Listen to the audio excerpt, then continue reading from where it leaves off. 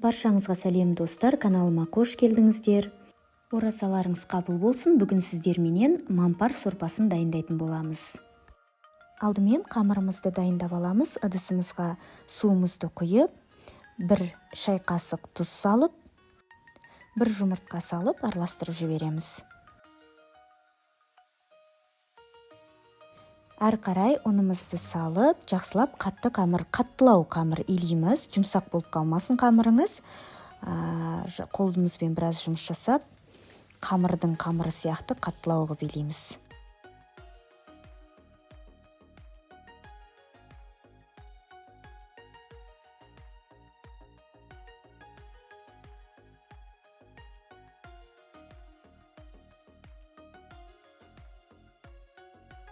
Осылай жақсылап қамырымызды илеп болған соң, 10-15 минутқа тындырып қоямыз. Бетін жақсылап жауып, 15 минуттан кейін тағы да бір жұмыс жасап жібереміз.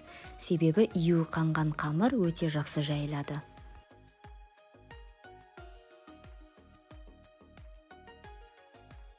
Қамырымызды дайындап алған соң, енді сорпамызды жасауға кірісеміз. Қазанымызды отқа қойып, сұйық майымызды құйып аламыз ішіне. Қызған майымызға етімізді турап салып, қуырамыз. Кішкене қуырылған етіміздің үстінен туралған пиязымызды салып, тағы да пиязымыз қызарғанша қуырамыз.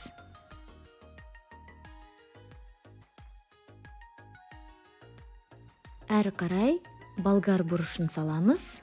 Оны да майдалап, кубик етіп турап аламыз. 1 шай қасық тұз салып жібереміз осы орайда.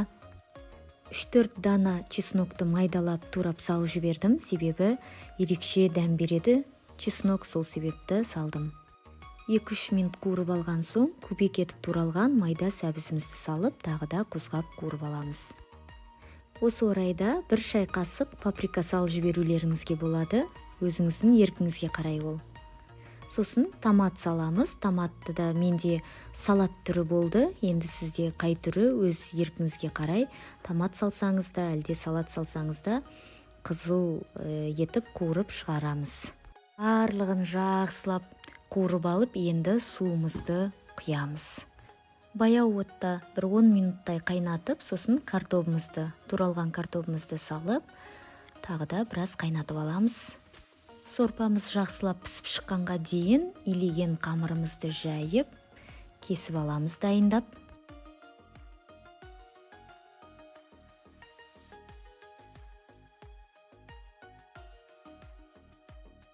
Оқтаудың ортасын баспастан 2 шетін баса отырып, қамырымызды біркелкі етіп жайып аламыз. Қатты жұқа емес, қатты қалың емес, орташа етіп жаямыз.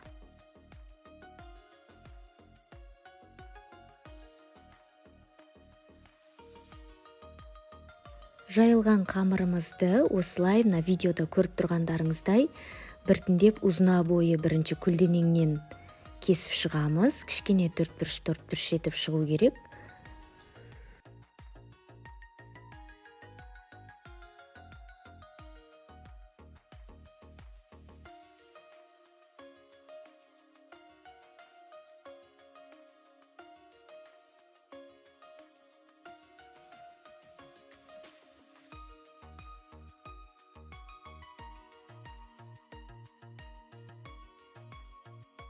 Мен осылай біртіндеп ерінбей бір-бірлеп осылай кесіп шықтым. Видеода көріп тұрғандай формада кесіп аласыздар барлығын.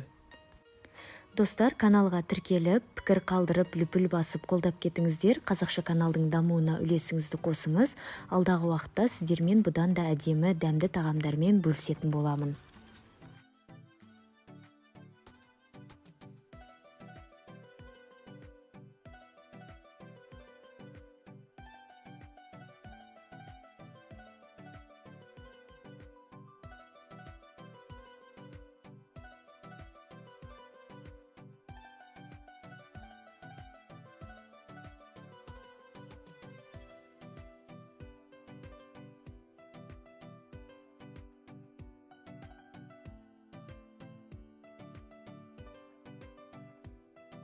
Кесілген қамырларымызды қайнап тұрған сорпамызға салып пісіріп аламыз.